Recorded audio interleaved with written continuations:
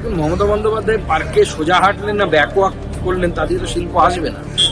শিল্প আসার জন্য, শিল্প আনার জন্য নির্দিষ্ট নীতি প্রয়োজন, জমি নীতি প্রয়োজন, আপনার সিঙ্গেল উইন্ডো সিস্টেম প্রয়োজন, আপনার যে প্রপোজালগুলো আছে ডিজিগনেটেড আলাদা একটি বডি দরকার, ইনভেস্টমেন্ট ম্যানেজমেন্টের জন্য একটা বডি দরকার, তার ডেডিকেটেড ওয়েবসাইট দরকার, তার জন্য একজন অফিসারকে নিযুক্ত করা দরকার। এগুলো প্রয়োজন। আপনি শিল্পপতিদেরকে সোজা হেঁটে দেখালেন না হামাগুড়ি দিয়ে দেখালেন। আপনি ওই পার্কে গিয়ে, হাইল্যান্ড পার্ক না কি বলছে, হ্যাঁ সেই যাই পার্ক হোক, সেখানে গিয়ে যদি নাক্ষত দেন তাও তো শিল্পপতি আসবে না। আপনি ব্যাকে হাঁটুন, সোজা হাঁটুন, যেভাবে হাঁটুন বা শীর্ষাসন করুন। শিল্পপতিদের জন্য, ইনভেস্টমেন্টের জন্য শিল্প বান্ধব পরিবেশ নির্মাণ প্রয়োজন।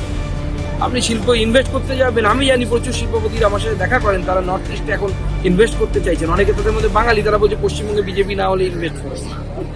আমার কাছে শিল্পপতি আছে যারা বলেছে যে পশ্চিমবঙ্গে বিজেপি এলে আমরা ইনভেস্ট করব, কারণ আমরা যখন কোনো টেন্ডারে পার্টিসিপেট করতে চাই, পশ্চিমবঙ্গে বিভিন্ন নেতাদের নাম নিচ্ছি না, তাদের সেকেন্ড ইন কমান্ড তাদের পার্টির, তার আত্মীয় স্বজনদের কাছ থেকে ফোন চলে যায়, কারণ বকলমে তার আত্মীয় স্বজনরা সব জায়গায় টেন্ডার ফেলে অন্য কোম্পানির নামে।